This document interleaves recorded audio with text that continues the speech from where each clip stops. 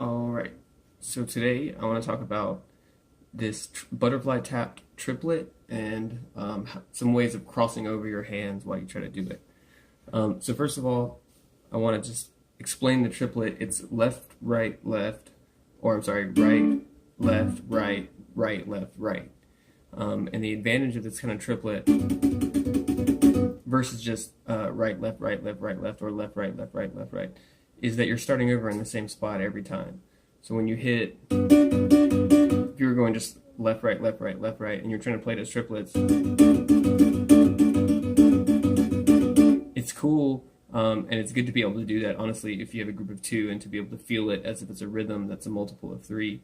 But when you're going left, right, left, right, left, right, left, right, left, right, left, right, you're basically having to emphasize the other hand every time. The other hand begins the group of three every time, so you're never getting a stable kind of thing that you can use.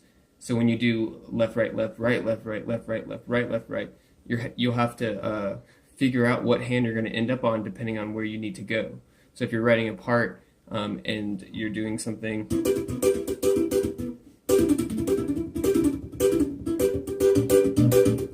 I had to start that paradiddle on a different hand when I moved because of the way that triplet works. So when you do one that's like, and you're kind of putting the burden on one hand, right, left, right, right, left, right, right, left, right, you have those two rights in a row.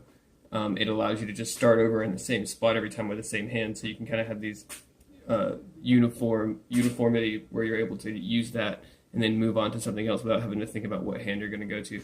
So a good way to try this is with a paradiddle. So I have a butterfly tapping video on Ibanez on their Facebook, and it's also on our YouTube, which it goes into detail, and it's like kind of a higher budget video. But it goes into detail about these paradiddles. This one is left, right, left, left, right, left, right, right. And I like to try to put that triplet in there. A good way to do it is to kind of have a hard stop.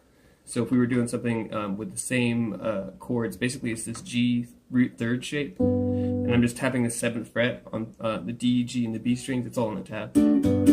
So the actual part that we were talking about is this. You have this hand skipping thing.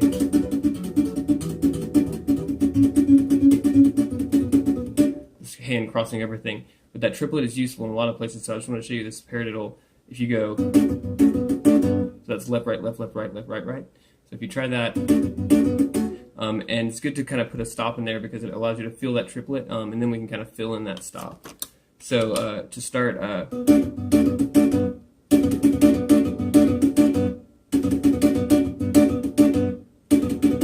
you can totally fill that in by doing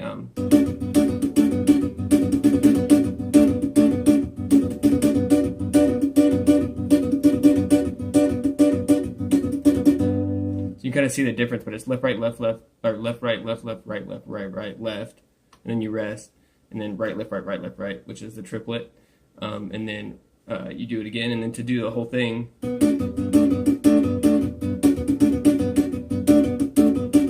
so if I were to put another kind of triplet in there where I was not doing right, left, right, right, left, right, or left, right, left, left, right, left, well, I didn't have two things in a row, because we only have two hands, I would end up in a spot where I had to start the paradiddle over on a different hand. So rather than doing that,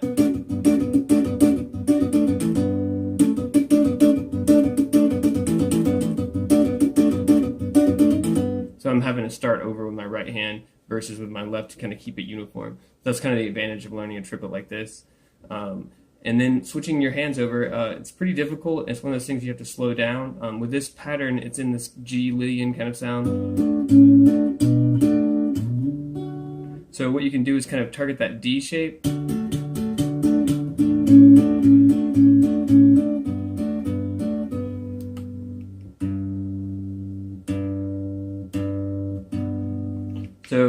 what you can do is, and I would just kind of go back and forth really slowly. And a lot of times it's kind of just kind of scooting around your hand as you're moving.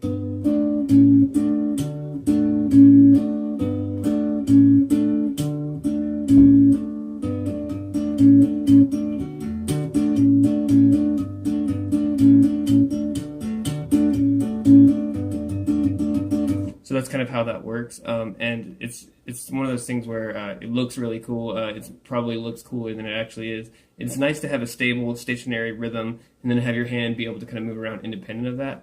That's why I do it. It's pretty rare that I actually do it or need to do it. But with this particular idea, I like the sound of it, and my right hand is stationary. It's on the 7th fret the whole time. Where you have this.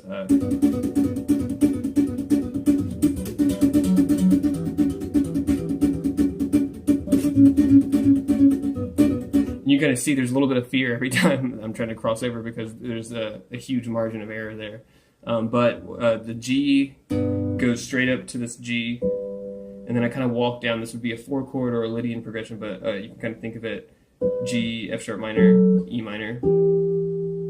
Then I go to this A, and then kind of to that sound.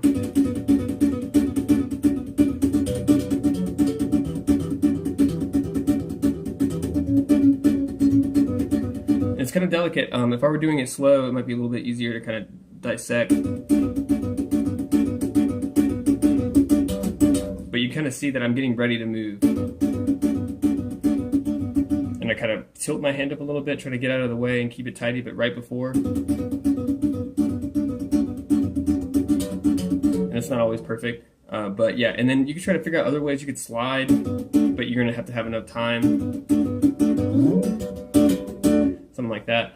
But a good way to do it is just to kind of pick a spot, and you don't need all 3 fingers. I actually prefer kind of doing more notes just because it's kind of like this percussive claw that's a little bit easier to have a really solid sound on. Same kind of goes with the left hand. You can put in more notes here.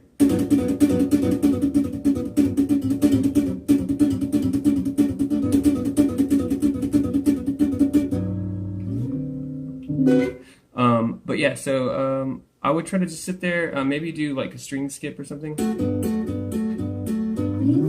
then you could try to slide underneath it. But and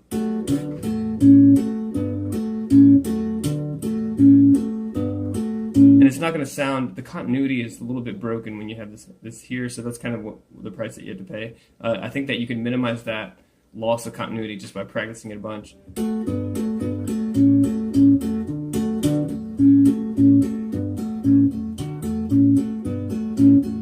And it's got, yeah, see, it's occasionally I'll mess it up. But yeah, I think that is about it. You could do it the other way with your left hand, left, right, left, left, right, left.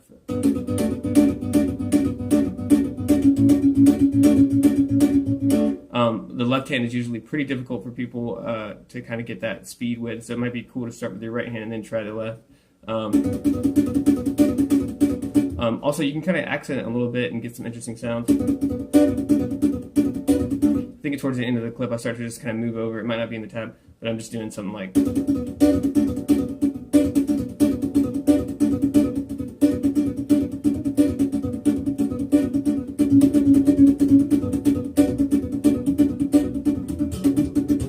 Yeah, and you can kind of see... kind of really have to be looking down, and in the video I'm kind of losing it. It's pretty painful to kind of keep that together. But yeah, I would just start off with something easier, and just see where it leads. See what you can do. You can kind of hold a whole idea if you want.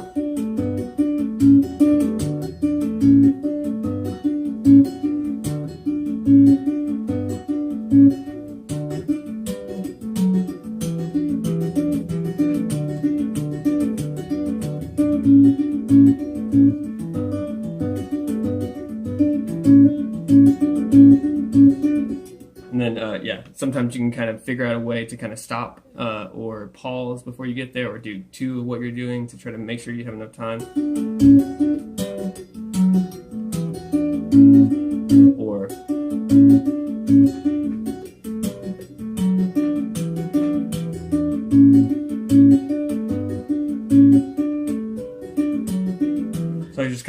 stopping or I'm doubling it. But yeah, there's lots of ways to finesse it. I would just give it a shot and see where it takes you. You could do it as simple as one finger on each hand.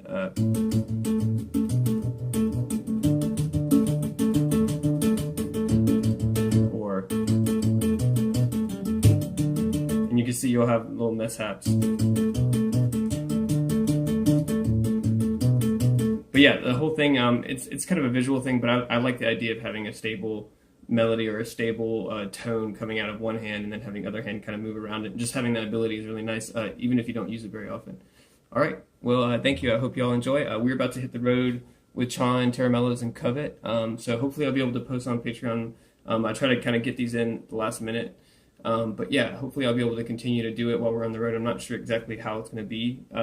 Hopefully it'll be good. I'm going to try to get tabs and things like that. But we'll see how it goes. Appreciate it. I really, really appreciate y'all. Thank you so much.